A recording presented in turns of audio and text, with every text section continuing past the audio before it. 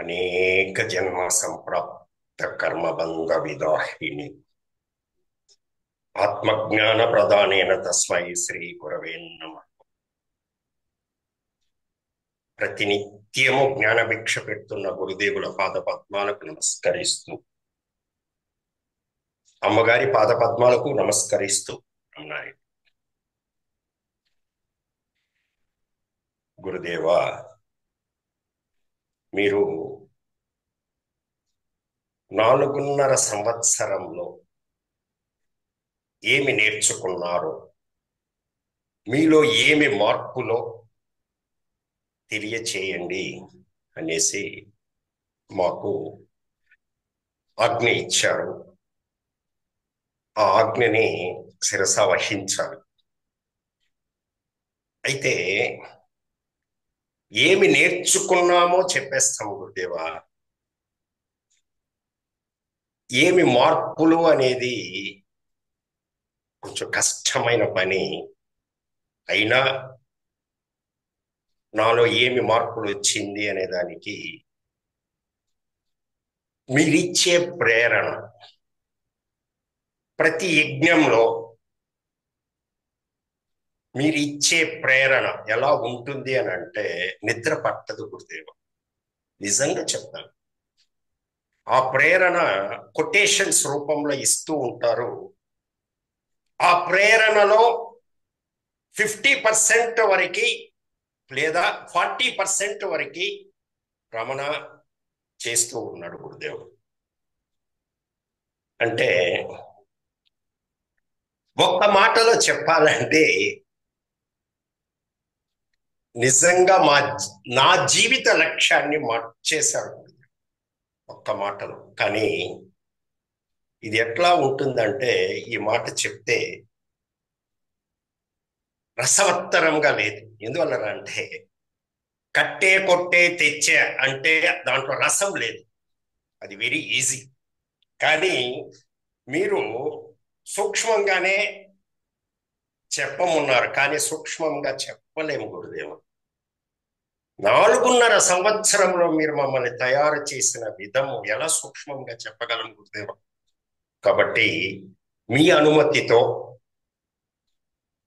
గ్రహించింది నేను అనుసరిస్తున్నది, నేను కాదు రమణ అనుసరిస్తున్నది, వీలైనంత వరకు చెప్పడానికి ప్రయత్నిస్తాను గురుదేవ. ఇందులో ఏదైనా తప్పు ఉంటే దయతో నన్ను మన్నించమని ప్రార్థిస్తూ, ముందుగా మా తండ్రి గారు గురుదేవ జూముకు ముందు ప్రేయర్ టు జూమ్, రమణ నీ స్వరూప జ్ఞానమేమిటో తెలుసుకుని అందులో ఉండేదానికి ప్రయత్నించు అని చెప్పేవాడు. అంటే అప్పుడు చెన్నైలో కూడా పనిచేస్తా ఉన్నాను ఆడిట్లో.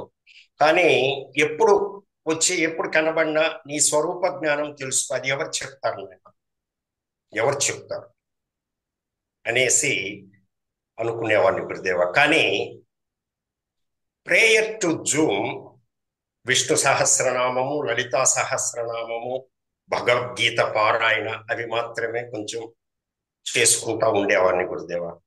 ఎక్కడైనా క్యాంపుకి వెళ్ళానంటే కూడా బస్సులో కూడా జరిగిపోతుంది, అయితే దాన్ని మాత్రం వదలడు. సరే, ఇది ఎవరు మనకి నేర్పిస్తారు? నాకెట్లా కావాలంటే గురుదేవ, సబ్జెక్ట్లో కమాండ్ కావాలి. ఇప్పుడు అకౌంటెన్సీ కూడా నేను అలానే నేర్చుకున్నాను గురుదేవ. అంటే అంత పెద్ద గొప్ప అని నేను చెప్పుకోలేదు. డెబిట్ క్రెడిట్ అంత క్షుణ్ణంగా సబ్జెక్ట్లో కమాండ్గా దగ్గర దగ్గర 35 సంవత్సరాలు పనిచేసిన ఒక చిన్న ఎంట్రీ కూడా తప్పు లేదు గురుదేవ. ఆ మాదిరి నాకు నేర్చుకోవాలి ఈ ఆధ్యాత్మికం అనేసి కొంచెం పట్టుబట్టి చూస్తా ఉన్నాను గురుదేవ. ఒకసారి ఎల్లమ్మరాజు గారిది ఒకే ఒక ఎపిసోడ్ విన్నాను గురుదేవ. కొంచెం దానికి నా మనసు స్పందించి, వారు ఎక్కడున్నారు, వారు ఏదో క్లాస్ చెప్తారు అది ఇది అనేసి వెతుక్కొని కూడా వెళ్ళాను. కానీ వారు కూడా శ్లోకం వైసి చెప్పరు గురుదేవ. ఒక చాప్టర్ తీసుకున్నారంటే ఆ చాప్టర్ని మొత్తం సంగ్రహంగా దాంట్లో ఉండేది అద్భుతంగా వివరిస్తారు. శ్లోకం వైస్ సరే, శ్లోకం వైస్ సరే. ఇప్పుడు ఏది లేని దానికి ఇదన్నా మేలు కదా అనేసి తీరా వారు నెలకి, అది కూడా వారం రోజులు క్లాస్ ఇస్తారు. వారి దగ్గరికి వెళ్ళాం. ఒకరోజు హైదరాబాద్ లో వెతుక్కొని ఒక 2 రోజులు అడ్రస్ కష్టంతో 7 రోజులు క్లాస్ ఇస్తారు కాబట్టి బ్యాగ్ అంతా సర్దుకొని వెళ్ళిపోయాను. సరే, ఈ మాదిరి నాకు క్లాస్లో చేరాలని ఉందండి, ఈ మాది చేర్చుకుంటారంట. లేదయ్యా, నిలిపేశాను క్లాసు. ఎవరు ఈ విద్యను నేర్చుకుంటా ఉన్నారు? ఊరికే వచ్చి కూర్చొని వినేసి పోయేది కాదు. ఎవరు నేర్చుకుంటున్నారు? కాబట్టి నాకు నచ్చలేదు కాబట్టి నిలిపేశాను. అరే భగవాన్ అనేసి, సరే గురుదేవ అనేసి నమస్కారం చేసుకొని ఇంటికి వచ్చేసాను. అనుకోకుండా నిజంగా గురుదేవ ముందు కరోనాకి కృతజ్ఞతలు చెప్పాలి. కరోనా అంటే చెడ్డలో మంచి అనే దానికి సరిపోయింది గురుదేవుడు. కరోనా అప్పుడు ఈ జూన్ క్లాస్ స్టార్ట్ అవ్వడం నిజంగా ప్రవీణ్ గారు ప్రవీణ్ గారు ప్రవీణ్ గారు దంపతులు మాకు ఎలాంటి గురుదేవుడు పట్టించారు అంటే దానికి కూడా మాట్లాడలేదు, దాన్ని కూడా వర్ణించలేదు. చెప్పాలి, ఇవంతా నేను చెప్పుకుంటా ఉండలేదు. వారు ఈ జూమ్ బిగినింగ్ ఒక్క రోజు మిస్ అయ్యాను గురుదేవా ఈ 4 సంవత్సరం. అది మొదటి రెండవ రోజు నుంచి ఈ రోజుకి వరకు నేను ఆబ్సెంట్ కాలేదు గురుదేవ రమణ. అంటే ఎప్పుడైనా క్యాంపుకు వెళ్ళాల్సి వస్తే కూడా 7 గంటలు అయిందంటే దాన్ని వదిలేస్తాను. క్లాస్ ఉంది నిజంగా. మీరు ఆ మేమేం నేర్చుకున్నామంటే ప్రవర్తన నేర్చుకున్నాం. సరే, వారు నిజంగా ఎటువంటి గురుదేవుని పట్టించారు అని అంటే, నాకు ఎలా కావాలని నేను అనుకుంటా ఉన్నానో ప్రతి శ్లోకం వివరణ, అందులో ఏముంది, ప్రతి మంత్రం, ప్రతి సూత్రం ఏ గురుదేవులు చెప్తారో అది కూడా ఒక ఆత్మతత్వాన్నే చెప్పాలి. మళ్ళీ వేరే విషయానికి వెళ్ళకూడదు. అంటే మా తండ్రి గారు స్వరూప జ్ఞానాన్ని తెలుసుకోమంటా ఉన్నారు కాబట్టి ఆత్మతత్వాన్ని తెలుసుకోవాలి. ఎట్లరా అని అంటే, వారి దయ వల్ల వారికి ఎట్లా కృతజ్ఞతలు ధన్యవాదాలు చెప్పాలనో వారి ఇరువురికి తెలియదు గురుదేవ. మాకు మిమ్మల్ని చూపించారు. ఆ రోజు నుంచి జ్ఞానమా గురుదేవా మేము అనుకుంటా ఉండేది. అసలు ఇది కూడా ఎంత సులభం అంటే గురుదేవ, మాకు మీరు 44 దశాబ్దాలుగా విశ్లేషణ చేసి పుస్తకాల్ని మా ముందు పెట్టేశారు గురుదేవా. మాకు దానిపైన మీ ప్రవచనం, రోజుకు ఒక్క శ్లోకం, ఒక మంత్రం, ఒక సూత్రం. దానివల్ల మేము నిజంగా గురుదేవా మాకు మీరు ఉపనిషత్తు ఋషి దొరికారు గురుదేవ. అసలు మా తండ్రి గారు అన్నారు గురుదేవ, రమణ మీ గురుదేవుల పుస్తకాలు, గ్రంథాలు 5 సంవత్సరములకు ముందు కానీ దొరికి ఉంటే ఎలా ఉండేది. ఇప్పుడు కూడా గురుదేవ ఈజ్ 92, ఈ రోజుటికి ఇప్పుడు ఆత్మబోధ చదువుతా ఉన్నారు గురుదేవ. మీ గ్రంథం ఆత్మ విద్యా విలాసం అయిపోయింది, ఆత్మబోధ చదువుతాం. అలాంటిది ఈ సత్సంగం. ఈ సత్సంగం ఎటువంటిది అని అంటే మళ్ళీ చెప్తాను, చివరిగా చెప్తాను గురుదేవ.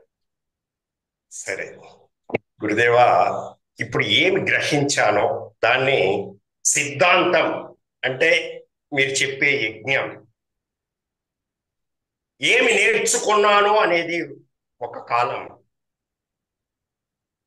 ఏమి ఆచరిస్తున్నాను, ఆచరించేదానికి మీ ప్రేరణ ఎలా ఉంది అనే దానికి ఒక 3గా విభజించుకున్నాను గురుదేవని. ఫస్ట్ కర్మ సిద్ధాంతం.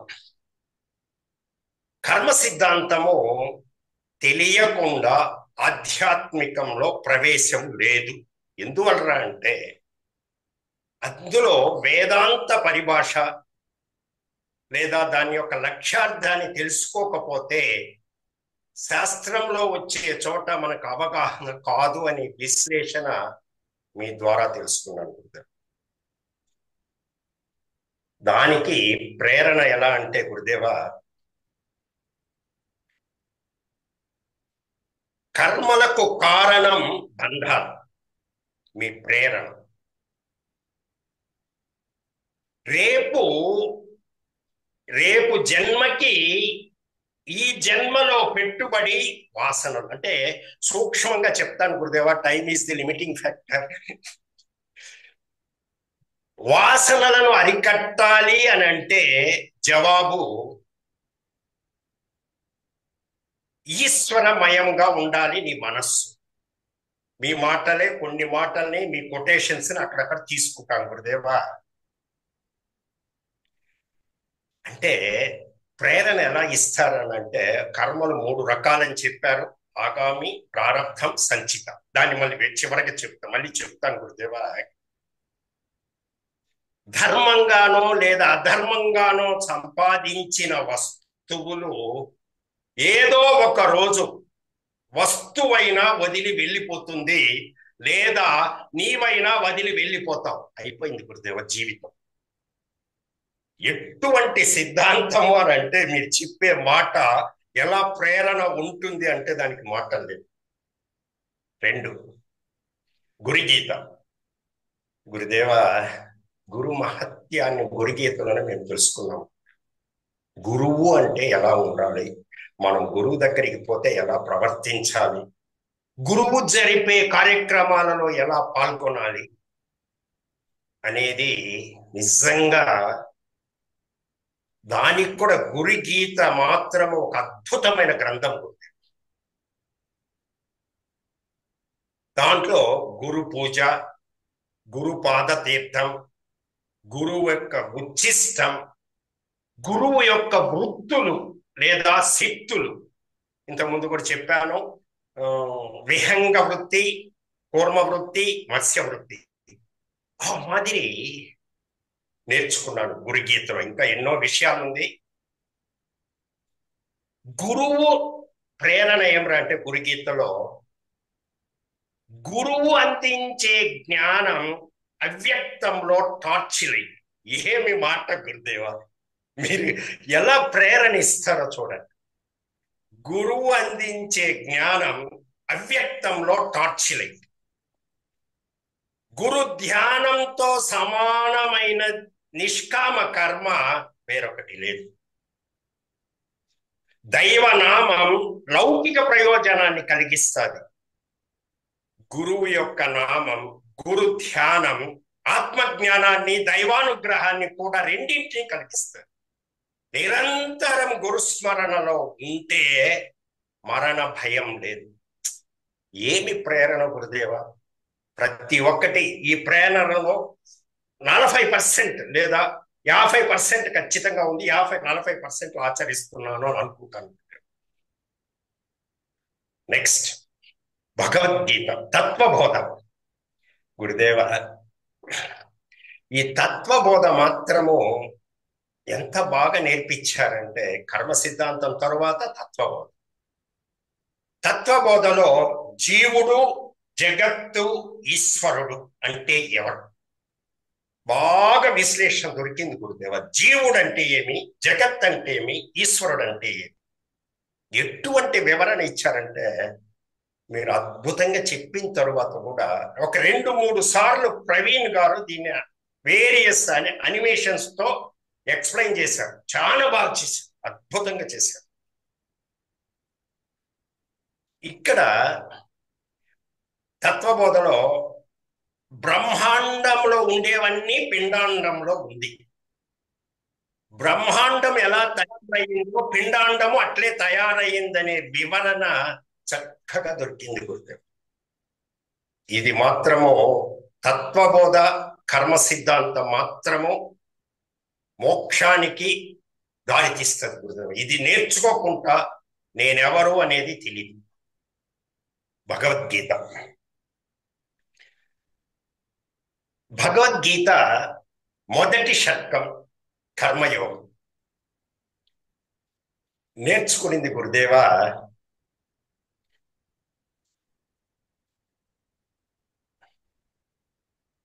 ఆగామి కర్మలు నిష్కామంగా, ఆగామి కర్మలు అని అంటే ఇప్పుడు చేస్తున్న కర్మలు నిష్కామంగా కర్తృత్వ భావం లేకుండా ఎలా చేయాలి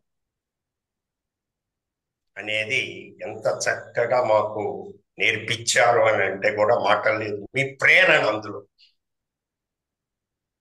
నేను నాది అనే భావన వదలి చేయాలి ఏ కర్మ చేసింది.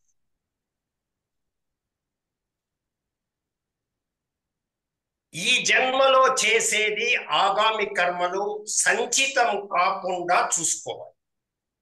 ఇది ఒక మంచి అద్భుతమైన ప్రేరణ గురుదేవ. ఎందుకంటే నెక్స్ట్ రేపు జన్మ ఏమొస్తుందో నాకు తెలియదు.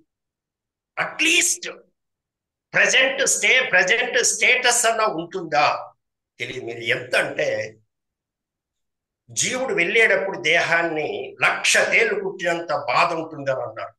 ఆ బాధలో నేను బ్రహ్మాన్ని అనేసి అనుకోగలనా అనేది ఎంత కష్టమైన విషయం అంటే మీరు అలా నేర్పించారు. కాబట్టి అమ్మగారు అంటా ఉంటారు, దీపం ఉండంగానే ఇల్లు చక్క చేసుకుంది అనే దాన్ని ఎంతో విశ్లేషణతో నేర్పించున్నారు అమ్మగారు. 2వ షట్కం భక్తి షట్కం, భక్తి యోగం. ఈ భక్తి యోగంలో గురుదేవ ప్రారబ్ధ కర్మలను, మీరు చెప్పే మాట, ప్రారబ్ధ కర్మలను తీసివేయడానికి చతుర్ముఖ బ్రహ్మ కూడా తరము కాదు. నువ్వు అనుభవించాల్సిందే. నువ్వు చేసింది నువ్వు అనుభవించాలి. అది ఎట్లా అనుభవించాలి? ఈశ్వరార్పణ బుద్ధితో స్వీకరించి నీవు చేసిన కర్మను నీవే అనుభవించాలి అని అక్కడ నేర్పించారు. అందులో మీ ప్రేరణ దుఃఖమైన ఆనందమైన ఏది వచ్చినా ఇది పూర్వజన్మలో నేను చేసిందే కదా అని భక్తితో స్వీకరించి ఈ ఈ కష్టాలు లేదా ఈ సుఖమో వచ్చి దేహానికే కదా అని నేను దాన్ని కేవలం సాక్షిగా చూస్తున్నట్లుగా భావించి భక్తితో స్వీకరించాలనేది బాగా చక్కగా మీ ప్రేరణ పట్టది. 3వ షట్కం జ్ఞానయోగం. గురుదేవ అందులో సంచిత కర్మలు ఎన్నో జన్మల నుంచి మనకు వాసన రూపంలో మూటై కూర్చొని ఉండదు. అంటే అది పరిపక్వానికి రాలేదు. అది ఎప్పుడు పరిపక్వానికి వస్తుందో మళ్ళీ జన్మ తీసుకోవాలా, ఈ ప్రారంధం తీరాలా, తీరిన తర్వాత మళ్ళీ మానవ జన్మ వస్తుందా అనేది తెలీదు అనేది అక్కడ దీన్ని జ్ఞానంతో దగ్ధం చేయాలి అనేసి అక్కడ నేర్పించారు. దీనికి ప్రేరణ గురుదేవ ప్రతినిత్యం జ్ఞానాన్ని శ్రవణం చేస్తూ ఉండాలి. మాకు మీరు చేయిస్తాం. అందులోనే ఉంటూ సాక్షి భావన అలవర్చుకోవాలి. సాక్షి భావనకి గురుదేవ మీరు చెప్తారు ఒక మాట, తెలుసుకునే నేను తెలియబడే వాటికన్నా ఎప్పుడూ వేరుగానే ఉంటాను. అంతా మీ మాటలే గురుదేవా. అంటే ఎంత చక్కగా మీ ప్రేరణ మాలో అట్లే అణువణువున ఊరిపోయింది. అది మళ్ళీ ప్రకరణ గ్రంథాలు గురుదేవ 26 ఆత్మవిద్యా విలాసము, ఆత్మబోధ, భజగోవిందం ఇటువంటి గ్రంథాల్లో ఆత్మను ఎలా దర్శించాలి, జీవుడు ఈశ్వరునికి ఉపాధి వల్లనే భేదం, కర్మలు ఫలాన్ని ఇవ్వదు ఉపదేశ సారంలో, ఇటువంటిది మాకు అందులో నేర్పించారు గురుదేవ. మళ్ళీ దానికి అక్కడ ప్రేరణ వచ్చి మానవ జన్మ వచ్చిన మానవ జన్మ వచ్చినప్పుడు అంతా సంచిత కర్మలను పోగు చేసుకుని వెళ్తున్నాము. మీ ప్రేరణ దేహాలు తయారైనవే కానీ ఆత్మ తయారైనది కాదు. ఏది నీకు స్వతహాగా లభించదో దానిని శాస్త్రబోధ ద్వారానే గ్రహించాలి అనే మీ ప్రేరణతో జ్ఞానాన్ని అందుకుంటూ ఈ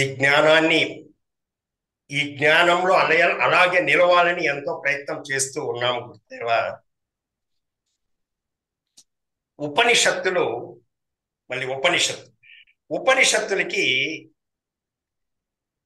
ప్రతి వేదంలో 4 భాగాలుగా విభజించబడింది. ఒకటి సంహిత మంత్రభాగము, రెండు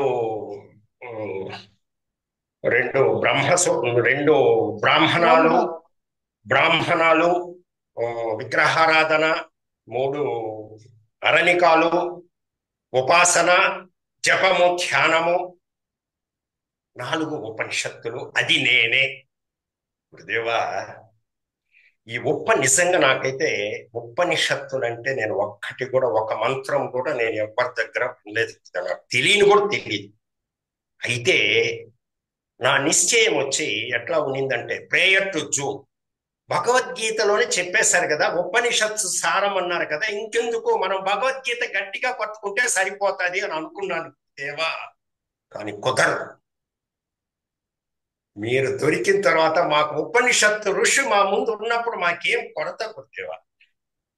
గురుదేవా, ఒక్క మాటలో ఉపనిషత్తుని మీరు ఇచ్చిన ప్రేరణ ఏం తెలుసా గురుదేవా? ఉపనిషత్తు అంటే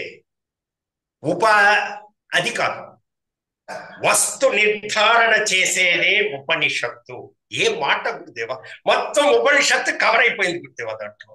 ఉపనిషత్తు అంటే వస్తు నిర్ధారణ చేసేది. వస్తు నిర్ధారణ ఏది? నీ స్వరూపం, నీ జ్ఞానం, నీవెవరు, నేను అనే వస్తు నిర్ధారణ. బా, ఎంత దాని విచారణ ఒక రోజంతా చేయొచ్చు గురుదేవ్. మీరు ఎట్లా ఇంత ప్రేరణ ఇస్తారు అనేది నా నిజంగా 29 పుట్టి అందులో చెప్తారు గురుదేవా. మీ ప్రేరణ పుట్టి చావని విద్య బ్రహ్మ విద్య, చచ్చి పుట్టని విద్య ఉపాసన విద్య, ఎలా చావాలని చెప్పే విద్య వేదాంత విద్య. అబ్బా, వేదాంతము అని అంటే కూడా ముందు మీరేం చెప్తారు? అంతంలో ఉండేదే ఉపనిషత్తులు. ఎవరు చెప్పరు. ముందు అన్ని చెప్పేస్తారు, ఇది కూడా వేదమే కదండి. కానీ ఉపనిషత్తుల దగ్గర కూర్చోబెట్టి ఒక్క రోజుకి ఒక మంత్రం, ఒక సూత్రం, ఒక మంత్రం నేర్పించి, ఈ రోజు గురుదేవా మీరు చెప్పిన ఉపనిషత్తులలో కొన్నింటిని నోటికి వచ్చేసి అంత మీరు పెట్టిన జ్ఞాన భిక్ష గురుదేవా. నిజంగా మాటలైతే లేదు. ఇంత నేర్పించి బ్రహ్మసూత్రాల దగ్గరికి పోయే కాడికి ఏం చెప్తారంటే, మీరు ఎందుకు బ్రహ్మను గురించి తెలుసుకోవాలి, ఎందుకు నీకేం అవసరం బ్రహ్మను గురించి తెలుసుకోవాలనేది బ్రహ్మసూత్రాల్లో చెప్తారు గురుదేవా. అతాతో బ్రహ్మ జిజ్ఞాస, కర్మల ద్వారా వచ్చే వస్తు సంపదలు క్షీణించేవే, పుణ్యకర్మల ద్వారా వచ్చే స్వర్గభోగాలు క్షయమైపోయేవే. రెండూ పోయేవే. నువ్వు ఏ కర్మ చేసినా రెండూ పోయేవే. అందువల్ల నీవెవరో తెలుసుకుని, అందువల్ల బ్రహ్మ జిజ్ఞాస అయిపోయింది బ్రహ్మసూత్రం. అంటే ఒక్కొక్కటి ఒక్కొక్క ప్రేరణ ఎలా ఉంటుందంటే దానికి తగినట్లు సూటబుల్గా చెప్పేస్తారు గురుదేవుడు. అలా అందులో బ్రహ్మసూత్రాలంతా కొంచెం నేర్పించారు. 3వ అధ్యాయం సాధనాధ్యాయం, 4వ అధ్యాయం ఫలాధ్యాయం బాగా నేర్చుకున్నాం. బాగా మాకు చాలా సంతృప్తిగా నేర్చుకున్నాం గురుదేవా. ధ్యానం గురుదేవా, ఈ ధ్యానం మాత్రం గురుదేవా నాకు అంటే ఎట్లా కుదరతాది అనేది మాట్లాడలేదు. ఎట్లా అంటే మీ ప్రేరణ ఎట్లా ఉంటుందంటే, ధ్యానము అంటే ఏకమైన వస్తువు పైన ధ్యాస. మోక్షము అంటే మెలకువలో నిద్ర. ఈ మాటలు గురుదేవ ఎట్లా ఒక్కొక్కటి ఎట్లా ఉందంటే, మీరు మీరు రే మేలుకో ఇంకా నిద్రపోతా ఉన్నాం అన్నట్టుగా ఉంటుంది. మనస్సును నిగ్రహించాల్సింది మనస్సే. ఈ మనస్సు గురించి అయితే 10 చోట్ల 10 రకాలుగా చెప్తుంది. ఇప్పుడు తత్వబోధం బ్రహ్మాండంలో ఉండేదే పిండాండంలో ఉంది అనేది నేర్చుకున్నాం గురుదేవా. అది ఎట్లరా అంటే, బ్రహ్మాండము పంచభూతాలతో నిర్మితమైంది, పిండాండము పంచభూతాలతో నిర్మితమైన వాడే జీవుడు అనేది తత్వబోధలో మాకు నేర్పించిన విద్య. నిజంగా దానికి మరువలేము గురుదేవ. అంటే దీనికి గురుదేవ, బ్రహ్మాండంలో నేను ధ్యానంలో చెయ్యాలి అని అంటే బ్రహ్మాండాన్ని ఊహించి చేయలేను. అదే పిండాండంలో చెయ్యాలి అని అంటే ఎన్నో చోట్ల ఎన్నో ప్రకరణ గ్రంథాలను కూడా హృదయ గుహలోనే మంత్రపుష్పం, హృదయ గుహలోనే, హృత్ పుండరీకం అంటే ఇది బ్రహ్మసూత్రాల్లో వచ్చింది. ఇవన్నీ కాబట్టి ఇప్పుడు ఎక్కడ పట్టాలి? హృదయ గుహలోనే పట్టాలి అనేసి రమణ అయితే ఏం చేస్తారు తెలుసా గురుదేవా? మీరు చెప్పమన్నారు కాబట్టి చెప్తా ఉన్నారు. ధ్యానం హృదయ గుహలో ఫస్ట్ మీ గురు పూజ గురు ధ్యానం అయిన తరువాత హృదయ గుహని ఆశ్రయించుకుని, అది ఎలా ఉంటుందని కూడా చెప్పున్నారు మీరు మాటలతో. దాన్ని ఆశ్రయించుకుని అక్కడ నుంచి నేను సూక్ష్మాతి సూక్ష్మం అన్నప్పుడు కొంచెం విచారణ చేస్తాను గురుదేవ. అక్కడ హృదయ గుహలో నుంచి సర్వవ్యాపకం ఆకాశం వరకు వెళ్ళిపోయాను. ఆకాశం దాటి కూడా నేనే ఉన్నాను. స్వయం ప్రకాశం అన్న చోట నా హృదయంలో నుంచే సూర్యకాంతి కంటే ఉదయభానుడు ఎలా ఉంటాడో ఆ మాదిరి సర్వం నిండి నిమిడీకృతమైపోయింది అనే భావన తీసుకొచ్చి మళ్ళీ నిరాకారముకు వెళ్ళడం, నిర్గుణమైనది అనేసి, మళ్ళీ అచలమైనదని, మళ్ళీ సనాతనమైనది అనేసి కొంతసేపు విచారణ చేసి అలా చేస్తా ఉంటాను గురుదేవ. ధ్యానం మాత్రం దాంట్లో మీరు ఇచ్చే ప్రేరణ ఎట్లా ఉంటుందంటే, ఈ హృదయ గుహలో అనే దానికి కూడా గురుదేవ మీరు వివేక చూడమనిలో ఒక చివరి యజ్ఞంలో కూడా మీరు మాకు సెలవిచ్చారు. హృదయ గుహలోనే ఎందుకు సందర్శించాలి అని అంటే, చైతన్యం సర్వవ్యాపకమైనప్పటికీ అది ఎక్కడో ఒక చోట ప్రధానంగా మూలస్థానంగా ఉంటుంది అనేసి చెప్పుకొని వచ్చారు. అప్పుడు ఇది పట్టాలి అని అంటే హృదయ గుహలో నుంచి పట్టచ్చు అనేది బాగా నాకు అర్థమైంది గురుదేవ. అమలు చేస్తూ ఉంటాను. మళ్ళీ అందులోనే మీ ప్రేరణ ఎలా ఉంది? ఏ ఆత్మను తెలుసుకోవాలో అది నీకంటే వేరుగా లేదు అన్నప్పుడు ఇంకా నేనే గ్రహించాలి. కాబట్టి అలా మీ ప్రేరణ అలా ఉంటుంది. సాధన చేయవలసినది ఆత్మదర్శనానికి కాదు. ఏమి చెప్తారు గురుదేవ మీరు? సాధన చేయవలసినది ఆత్మదర్శనానికి కాదు, బుద్ధిని శుద్ధం చేయటానికి. బుద్ధి శుద్ధం అయితే ఆత్మదర్శనం. అలా ధ్యానం చాప్టర్ గురుదేవా. మీరు గురుదేవా ఇంకా వివేక్ చూడమని ఉంది. వివేక్ చూడమని ఎన్నోసార్లు మాట్లాడుతూ ఉన్నాను. వివేక్ చూడమనిలో ప్రారబ్ధం ఏమి మీరు బ్లాంకెట్ పర్మిట్ ఇచ్చేస్తారు గురుదేవ్. ఎట్లా రా ఉందంటే అది తీసుకో పర్మిట్.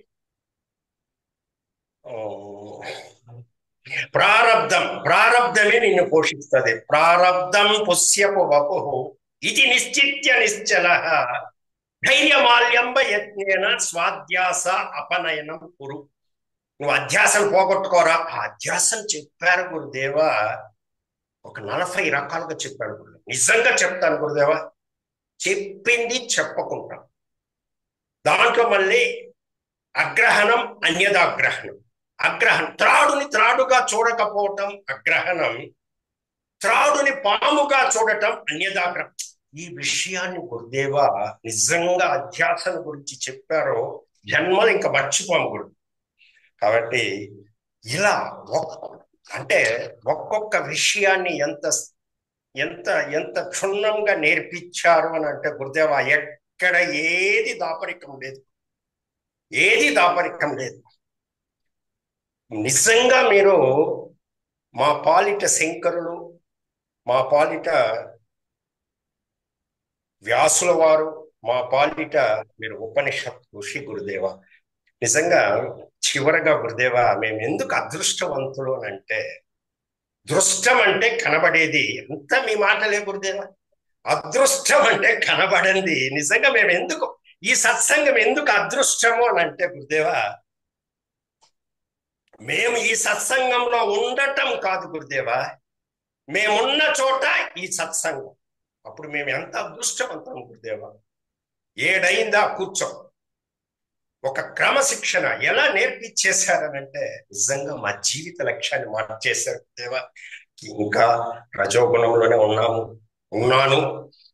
సత్వగుణానికి ఎదగాలి, సత్వగుణాన్ని దాటి శుద్ధ సత్వానికి వెళ్ళాలి, శుద్ధ సత్వం తర్వాత ఇంకా అందుకోవాల్సింది చాలా ఉంది. కాబట్టి ఇదంతా నాకేం బాధ లేదు గురుదేవ, మీరున్నప్పుడు నాకేం బాధ. మహాదేవుడే చెప్పేశాడు గురుదేవ, ఈ జన్మలో గురుదేవుల్ని పట్టుకో, అంతే. గురుదేవులే అంతా తీసుకెళ్తారు, మాకేం కష్టం లేదు గురుదేవ. మీరు ఇప్పుడు 40 సంవత్సరాలుగా ఇది అన్వేషణ చేశారు, మాకు ఇప్పుడు 4 సంవత్సరాలుగా నేర్పించేశారు. అది గురువు. ఇక్కడ ఏమిరంటే స్పెషల్, ఒక ఆత్మ తప్పితే వేరే ఏం లేదు గురుదేవ ఇక్కడ విచారం. అది నీవే అనే విషయాన్ని నేను అనుకునేవాడిని గురుదేవ. భగవద్గీతలో మీరు కూడా వివరణ ఇచ్చారు. 9వ అధ్యాయం, ఒకే నిమిషం గురుదేవ, టైం 10 నిమిషాలు అయిపోయింది. 9వ అధ్యాయంలో రాజవిద్య, ఈ బ్రహ్మ విద్య నువ్వు పట్టుకున్నావంటే సులభం, దీనికి మించిన సులభం ఇంకొకటి లేదు అనేసి పరమాత్మ చెప్తాడు. ఏందిరా పరమాత్మ ఇట్లా చెప్తాడే, ఇంద్రియాలను బయట పెట్టాడు, విషయాలను బయట పెట్టాడు, నువ్వు ఇది సాధన చెయ్యి, సమం కాయ శిరోగ్రీవం ధారయన్న చలం స్థిర అని అంటాడు. అది మనం కూర్చోగలమా, మన వల్ల అవుతాదా, సులభం అంటాడు. ఏంట్రా అనుకునేవాళ్ళు. ఇప్పుడు అర్థమవుతా ఉంది గురుదేవ ఇది ఎంత సులభం. రాజవిద్య రాజగుహ్యం పవిత్రమిదముత్తమం ప్రత్యక్షావగమం ధర్మం సుసుఖం కర్తుమం. అంటే గురుదేవ ప్రత్యక్షం అంటే కూడా మీ మీనింగ్ ఏం తెలుసా గురుదేవ? ప్రత్యక్షం అని అంటే ఏం చెప్తారంటే చూడటం కాదు, దాన్ని ప్రత్యక్షంగా నువ్వు దాన్ని చూడటం కాదు, అందులో ఉండాలి. నువ్వు అందులో ఉన్నావంటే అది ప్రత్యక్షం అని. ఇలాంటి మాటలు ఎన్నో ఉన్నాయి గురుదేవ. టైం ఎక్కువగా తీసుకున్నాను, ఏదైనా దయతో నన్ను మన్నించి మీ అనుమతితో మీ గురువు ఆజ్ఞ మీరు మాట్లాడే, మీరు ఏం నేర్చుకున్నారో, మీరు ఏమి మార్పు అనే చెప్పారు, అడిగారు. కాబట్టి గురువు ఆజ్ఞతో ఇంత టైం తీసుకొని చాలా టైం తీసుకున్నాను, దయతో మన్నించి గురుదేవ మీ పాద పద్మాలకి, అమ్మగారి పాద పద్మాలకి నమస్కరిస్తూ త్వరలో మీ గురు పూజకి వచ్చేదానికి అనుమతి ఇవ్వాలని ప్రార్థిస్తూ, ఇటువంటి గురుదేవులను పట్టించిన ప్రవీణ్ గారి దంపతులకి మరొక్కసారి వారికి నమస్కరిస్తూ గురుదేవ మీ పాద పద్మాలు. లేట్ అయిందని ఏమనుకోవద్దు, ఒకవేళ ఇంకేదైనా చెప్పాలనుకుంటే రేపు మళ్ళీ టైం తీసుకోండి. మంచిది గురుదేవ, అలాగే గురుదేవ. ఇది చెప్పముంటే మాత్రం నాకు ఇంకేం పని ఉంది గురుదేవ, నాకు ఇంకేం పని లేదు. అందుకనే మీరు ఇంకా చెప్పాలని దాన్ని రేపు ఎల్లుండి ఇంకా టైం ఎప్పుడుంటే అప్పుడు తీసుకోండి, ఏం పర్వాలేదు. మంచిది గురుదేవ, చాలా సంతోషం. Thank you.